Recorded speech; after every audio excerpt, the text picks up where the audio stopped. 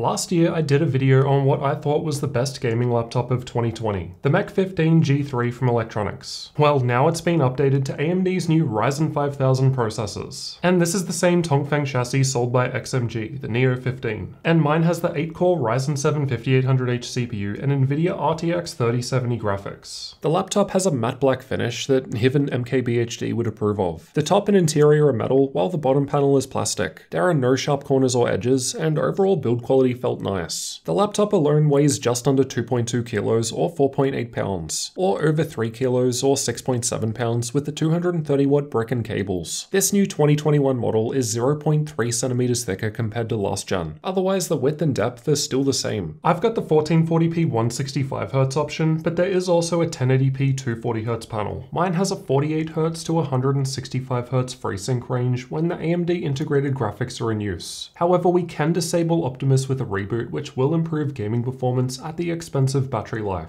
But doing this does also mean no more FreeSync, so that's a compromise. Average gray-to-gray response time was measured at 7 milliseconds. There's a link in the description if you need an explanation on what all these numbers mean. It's not quite at the 6 milliseconds needed for all transitions to occur within the refresh window, but not too bad when compared to some others. I've tested the screen with the Spider 5 and got 98% of sRGB, 69% of NTSC, 75% of Adobe RGB, and 74% of DCI-P3, so decent results for a gaming panel. Screen brightness was over the 300 nit sweet spot at 100% brightness, and contrast ratio was also great at 1049:1, though I just moved over to using the X-Rite i1 Pro, so results going forward aren't comparable to my older ones. This means I can also start measuring color accuracy, and I measured a delta E of 0.5 after calibration, which is excellent. Backlight bleed looked a little patchy in this worst case example. I never had any problems during normal use, but this will vary between panels. The 720p camera was below the screen last generation, but now it's up top, and it's got IR for Windows Hello. This is what the camera and microphone look and sound like. This is what it sounds like to type on the keyboard, and this is what it sounds like if I set the fan to full speed.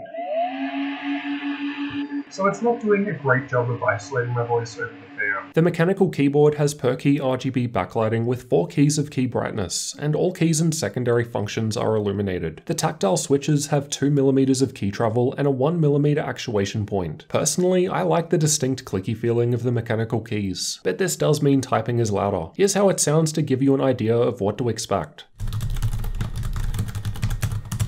It's also compatible with Project Aurora if you're after further customizations. The power button is separate to the keyboard and above it on the right, along with a button for switching between the 3 performance modes. More on those shortly. Otherwise, there appear to be some subtle air vents above the keyboard. The precision touchpad is excellent. It's extremely smooth to the touch and works well while feeling very accurate, and is a decent size too. Fingerprints and dirt can be obvious depending on the lighting, but they're easy to clean with a microfiber cloth due to the smooth finish. On the left from the back there's a Kensington lock, air exhaust vent, USB 3.2 Gen 2 Type A port, and separate 3.5mm mic and headphone jacks. The right has a full-sized SD card slot, 2 USB 3.2 Gen 1 Type A ports, and an air exhaust vent on this side too. The rest is on the back. Between the rear air exhausts, we've got a USB 3.2 Gen 2 Type C port, HDMI 2.1 output, 2.5 gigabit Ethernet, and the power input. Both the HDMI and Type C port with DisplayPort 1.4 support connect directly to the NVIDIA graphics, so good to go for VR. The Type-C port does not have Thunderbolt, and it cannot be used to charge the laptop. The front has a small groove to help with opening the lid. It felt well balanced, sat fine on my lap, and was easy to open with one finger. Screen flex was on the lower side due to the metal lid, and it looks like it slides around a bit on my desk, but I think this is just an issue with my early sample unit. There wasn't too much keyboard flex. The chassis felt quite solid, though again you can see when I push on the right side it's not even, which should not be present with a production model. You might have noticed the light bar on the front. You're meant to be able to customize it through software and turn it off, but the software on my early sample doesn't have this functionality, so I can't show you it. Underneath, the vents are a bit different to last gen, but there are still plenty of them present. Getting inside is very easy. Just take out 10 Phillips head screws of same length and the panel comes right off. Inside, we've got the battery down the front, 2 M.2 storage slots above on the left, 2 memory slots to the center, and the Wi-Fi 6 card to the right of that. It's worth noting that the heat pipes of this new model are a little different compared to the older Intel 10 Zen 875H plus RTX 2070 supermodel. And also that although the Intel model came with a liquid metal option, XMG aren't offering the Ryzen model with liquid metal. They said it would have a higher level of risk involved as there's less space to set up a proper barrier. The two speakers are on the left and right sides towards the front. I thought they sounded okay. They get the job done but aren't great, though there was some minor bass, and the latency monitor results were alright. The laptop is powered by a 93 Wh battery. I've tested it with keyboard lighting off, background apps disabled, and screen set to 50% brightness. It lasted for over 9 hours in the YouTube playback test, so an excellent result for a laptop with this level of specs inside. It didn't quite make 2 hours in the gaming test, however there was still 14% charge remaining when I cancelled the test as the frame rate dipped to 16 FPS and became unplayable. The Control Center software also has 3 different battery modes that we can use to help prolong the lifespan of the battery by limiting its maximum charge level. Let's check out thermals next. The Control Center software lets us pick between 3 different performance modes, which from lowest to highest are balanced, enthusiast, and overboost. No GPU overclocking was done by default. Each of these 3 modes has 5 customization presets that you can modify, and you can click fan boost in any mode to max out the fan. We've also got the option of customizing the fan speed based on the CPU or GPU temperature though. Now here's something I thought was awesome. We've got power limit sliders for both the CPU and GPU here, something I've never seen provided before without third-party or custom software. This level of supported tuning is impressive, and I hope we see more of this in future. The idle temperatures were fine with the 21 degrees Celsius ambient room temp. Stress tests were done with the AIDA64 CPU stress test, with stress CPU only checked, and the Heaven GPU benchmark run at the same time, while gaming was tested playing Watch Dogs 2. I think the CPU was thermal throttling at 95 degrees Celsius, as I never saw higher than this and we're not reaching max boost clock. I'm sure people hear thermal throttling and irrationally panic, but as you'll see soon, the performance is still there. Balanced mode was quite cooler compared to the others. Enthusiast mode was a little cooler on the GPU compared to overboost mode. Setting the fan to max speed in overboost mode lowered the GPU temp, then using a cooling pad helped most of all. These are the clock speeds for the same tests just shown. We can see why balanced mode was much cooler. The GPU performance is way down, basically unusable levels, which makes sense as the game wasn't playable in this test. The GPU speeds rise going from enthusiast to overboost mode, otherwise not too much difference for the processor, the exception being the stress test with the cooling pad. Again, presumably as this helps reduce the thermal throttling on the processor in this worst case example. We can see why the GPU performance was so bad in balanced mode. The 3070 wasn't passing 28 watts. The power limit seems to be 115 watts in enthusiast mode. Then this boosts higher to 125 watts in overboost. Technically it can go up to 140 watts maximum with Dynamic Boost 2.0. However, this is only possible when the processor is running below 35 watts, something that wouldn't be happening during any of these heavy workloads. Here's how an actual game performs with the different performance modes in use. So yeah, balanced mode isn't going to be too useful for any workloads that require discrete graphics power. Here's how CPU only performance looks in Cinebench with the GPU now idle, so no major difference to single core scores regardless of the mode in use, while multi-core progressively gets better at the higher performance levels. If we compare it against others, well, the multi-core score is one of the best I've ever seen from a laptop, though the single core can't quite match Intel's 11th gen Tiger Lake processors, but regardless it's still around 13% better than the 4800H from last generation. When idling, the keyboard was around the low 30 degrees Celsius point, if that, so pretty normal. It's still in the mid to low 30s in the center even with the stress tests going, but remember in balanced mode the GPU isn't doing much. Enthusiast mode was a bit warmer in the center, but still nowhere near hot to the touch. Overboost mode with the fan maxed out is cooler despite performing better. The fact that the WASD area is around 20 degrees and cold is quite impressive, as air is pulled in through the keyboard, but let's have a listen to how loud the fans get.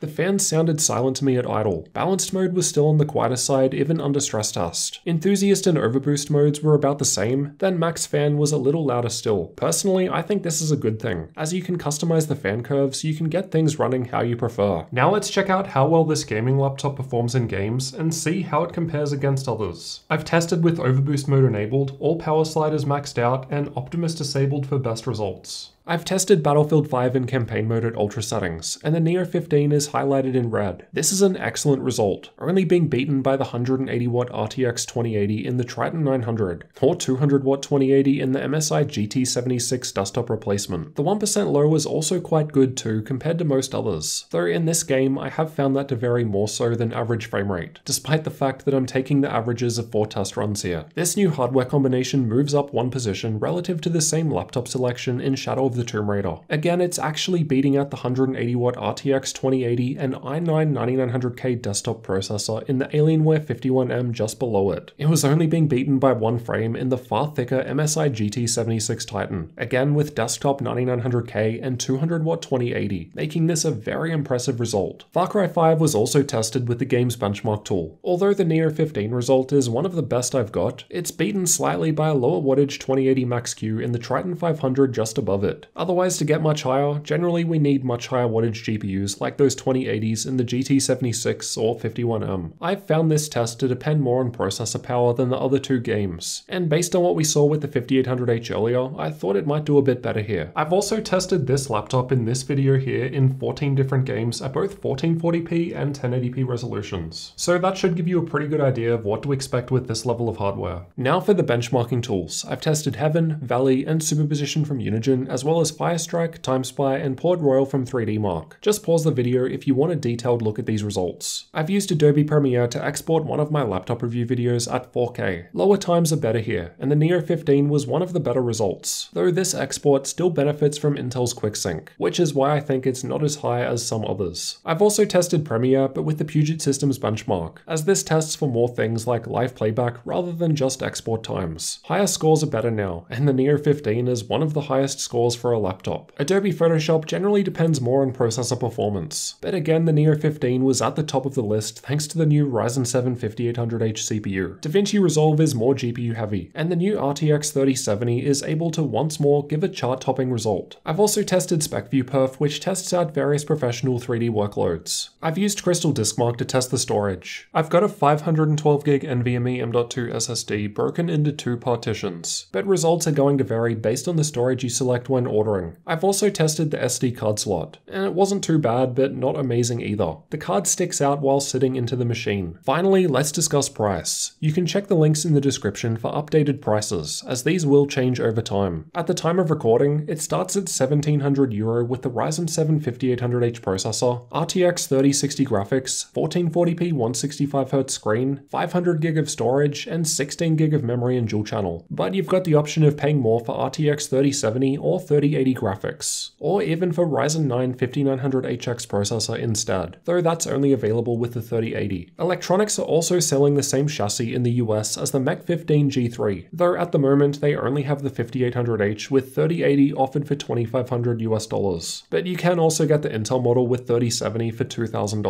Ryzen availability is listed for March, and XMG have publicly stated that Ryzen 5000 availability is going to be challenging. Now let's conclude by summarizing both the good and the bad aspects of this laptop to help you decide if it's worth it. Overall, I think this is an excellent gaming laptop. But as we're still early in 2021, I won't go claiming that it's the best yet. But I think it is one that others are going to have to try and beat. Along with nice gaming performance and chart-topping results in CPU and content creator workloads, it's got nice features like mechanical keyboard, big battery, SD card slot, fan control, 1440p high refresh rate screen, good touchpad, FreeSync, and the option of disabling Optimus to boost performance in games. The only things I didn't like is that you lose FreeSync when you disable Optimus. But that is just going to be an inherent limitation of laptops that don't have advanced Optimus or G-Sync. The speakers weren't amazing, but that's pretty typical. The internals do run hotter than last gen, but this is also next gen hardware, and we don't have liquid metal like the Intel model did last year. XMG said that liquid metal just wasn't something they were going to offer with this model, as there are more components around the CPU, so a liquid metal application would increase the risk. And as we did see, despite some higher temperatures in CPU plus GPU workloads, the performance is still there. Otherwise, the only real issue is going to be availability, which I'm sure no one saw coming. It sounds like we're looking at a March timeframe, but there are some uncertainties, so we'll just have to wait and see. I also want to give some props to XMG for actually specifying useful information on their product page. They always list power limits for both CPU and GPU so you know what you're getting, but also stuff like whether HDMI or Type-C ports connect directly to the NVIDIA GPU or not. I do of course test these things to verify them, but my point is that they do specify this for their laptops compared to a lot of other bigger companies that don't. So if you can get your hands on it, I think the XMG Neo 15 or Electronics Mech 15 G3 is a good gaming laptop. You'll definitely want to check out this video here if you want to see how well this laptop does in 14 games at 1440p and 1080p resolutions. Otherwise, if you're new to the channel, then don't forget to subscribe for future laptop reviews like this one.